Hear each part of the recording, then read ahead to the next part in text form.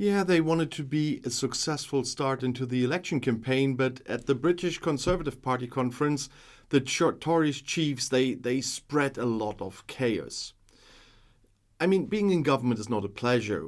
Once again, the railways are on strike in Great Britain, so the delegates, lobbyists, and the media had difficulty getting to the annual meeting of the British Conservatives in Manchester over the weekend. At the conference location, of all things a former train station, they had to run the gauntlet on Sunday through loud demonstrations for the doctors' strike that had been simmering for months. For party and government leader Rishi Sunak, who came into office a year ago as the fifth Tory Prime Minister in 6 years, the traditional autumn conference represents his first and only chance to polish his own public image and improve his party's prospects. And things are looking bad if the polls are to be trusted. The opposition Labour Party has been ahead by around 20% for months. Sunak is undaunted, spreads hope and optimism, but seems like a herald of salvation from California, where the investment banker and his billionaire wife Akshata Murthy spent wonderful years. His original strategy was to present himself as a competent contrast to the chaos under previous Boris Johnson and Liz Truss. In recent weeks, he has appeared more often as a change agent, a new approach that Cabinet Minister Greg Hands revealed back in August. The country needs change, and Sunak represents that change. The simple slogan "change" is supposed to balance out the somewhat unwieldy other motto of the Tories: long-term decisions for the good of the country. This is what Sunak wants to convey to people as, so to speak, his guiding principle.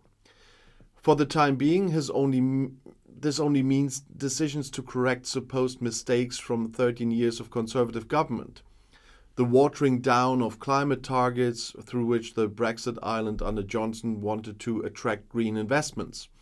Or iron fiscal discipline after the fiscal incontinence under 49 days of Prime Minister Liz Truss. Or the shortening of the planned high-speed line between London via Birmingham to Manchester, with which David Cameron wanted to improve the north of England. Yeah, you know this levelling up thing. Instead, the right-wing party now presents itself as the patron saint of driving. Sunak wants to stop 30-kilometre zones in inner cities, as well as all initiatives to largely ban car traffic from residential areas. There should also be no fees for old diesel and petrol stinkers beyond London. The Prime Minister announces that he will put a stop to what he calls a war against drivers, and that the supposedly planned tax for eating meat and waste separation into 6 different buckets will not happen with him. I don't know why this is so difficult, although we have just 4. Only Sunak knows who is waging a war against whom, or even wants to criminalize the consumption of roast beef. Oh, no, 5 buckets, I forgot glass. Its appeal to the electorate consists of a paradox. The conservative magazine Spectator jokes with a lot of humor there. They said, "Only the Tories can clean up the mess the Tories have made, so vote Tory."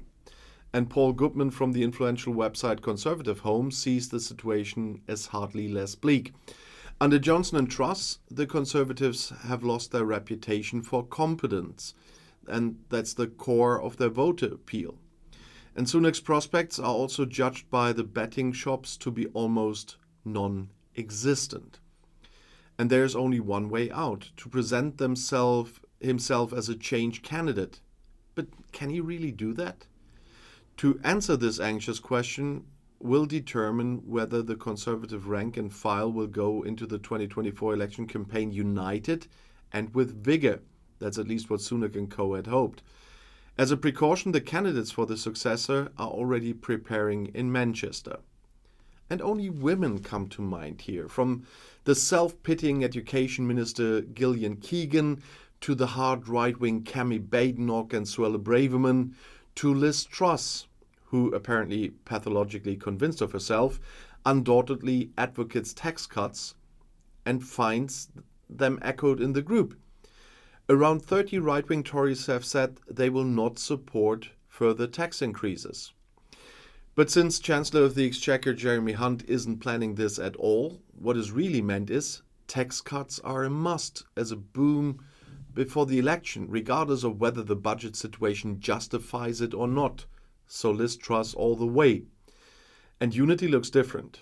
Cartoonist Nick Newman has brilliantly summed up the state of the Tories in Newman's drawing for the Sunday Times.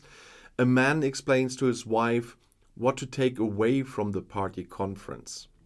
It is a commercial for the Labour Party. And after this chaos of the recent years, the Tories cannot currently afford to expel their Prime Minister. But that doesn't mean that most MPs and members of his party wouldn't prefer to do just that right now. As I said in polls, the Tories are around 20 percentage points behind a cautious Labour Party, which has so far stood out mainly because it doesn't stand out. Labour leader Keir Starmer's strategy is comparatively simple. Stay under cover as much as possible so as not to distract from Sunak's many tactical mistakes. All of this in the hope that Labour will win next year's election, as if by itself, because the Tories are under Sunak are more empty and burned out in terms of content and strategy than ever before in the 13 years since they came to power. Ultimately, Sunak did not manage to steer the country back into a calmer direction after the Brexit chaos, the initial Brexit chaos, I have to say. Instead, Sunak acts insecure, disoriented, and has remained a pale transitional figure for many Brits. After he took over the party and the office of Prime Minister from Liz Truss a year ago, who almost completely drove the British economy into the wall in a few days in office last autumn, he promised that from now on it would be once again politics of reason and shaped by ethical and moral principles. But anyone who had hoped that the Tories would return to the principles of a Conservative party was soon disappointed. Behind his well-groomed civilized facade, Sunak took Boris Johnson's right-wing populist course even to the extreme. His Home Secretary Suella Braverman regularly incites against refugees and homosexuals and wants to withdraw from the European Convention on Human Rights as soon as possible, so that asylum seekers no longer have the opportunity to apply for asylum on the island. And this course would fit seamlessly into the positions of the right-wingers and the fascists here of the AfD in Germany. In a speech to a right-wing conservative think tank in Washington this week, Braverman even declared that multiculturalism had fundamentally failed and that migration was nothing more and nothing less than an existential threat to Great Britain. The fact that such sentence comes from an Home Secretary with parents of Indian origin, who sits in an exceptionally diverse cabinet led by a Prime Minister who also has Indian roots, is not without a certain irony. And so the next day, Sunak was forced to publicly contradict his Home Secretary's statements. What he didn't mention, however, was the not entirely unimportant fact that he had previously signed off on Braverman's speech and generally continued to support her radical course in refugee policy. The crux of the matter is that hardly any Briton believes that he can actually solve the problems that have arisen with irregular migration on the island. And Sunak and his government aren't even trying. Instead, with an eye on the next election, they are using the issue to spread fear about a potentially more humane Labour refugee policy. Just a small example here. Since the British Home Office intentionally does not allow the asylum seekers who have so far arrived on boats to be processed in order to deter possible imitators, as the Migration Minister recently explained, they must be accommodated in Great Britain in the long term. At the moment, the approximately 150,000 asylum seekers who have not been processed are living in rundown hotels for an indefinite period of time. Some of them will soon be relocated to prison-like ships off the coast. But that costs the British taxpayer money, currently the equivalent of around 9 million euros per day. Spending is 40% higher than in any other European country, and on an island whose economy urgently needs workers. The fact that the government keeps making this problem an issue, while at the same time making clear its own unwillingness and inability to solve it, would actually not be a convincing election campaign strategy in normal times. Unless you believe that it could harm the opposing party if they use this issue to divide and unsettle society in a populist way. And that's exactly what Sunak seems to have in mind. His own profile remains strangely blurred, his course erratic. He has now simply postponed the ambitious climate policy that Boris Johnson had announced without it having been voted on in the cabinet beforehand. So a little dictator here. A step that's likely to cost the party more votes, especially among the British middle class, for whom the climate crisis is definitely an issue. And a long-promised high-speed train route, I talked about this in another video, which was supposed to connect the economically backward regions of the north of England with each other and with London, is now to be stopped in the middle of construction because it is far too expensive.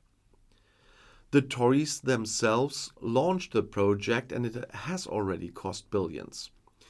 Sunak explained to an astonished presenter that most Brits drive by car anyway and that he was clearly on the side of the drivers. But these seemingly desperate U-turns pose another problem for Sunak. In doing so, he contradicts the party manifesto for which the Tories were elected in 2019. Sunak actually has no mandate for such a realignment of his policy, and so many Britons are currently consoling themselves with the fact that the U-turns he announced will be reversed by a new Labour government next year anyway. The MPs from Sunak's own party also know this.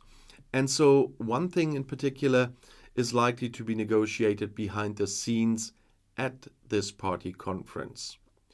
Who will lead the party opposition after a lost election? The fact that the radical right-wing populist Braverman is currently seen as having a good chance of doing so, that makes it clear that the Tories under Sunak have finally abandoned the grounds of conservatism. After losing an election, the party is only likely to become more radicalized. And so that's what I'm always saying when I'm saying that I am a conservative. But what I see there in Britain are no conservatives anymore. And that's why I have lost every link to them in the way of politics. Because they absolutely equal our fascist AfD here. But if you want to see another video right now, the next one is right here in the end screen. I'll see you there. I'll be back.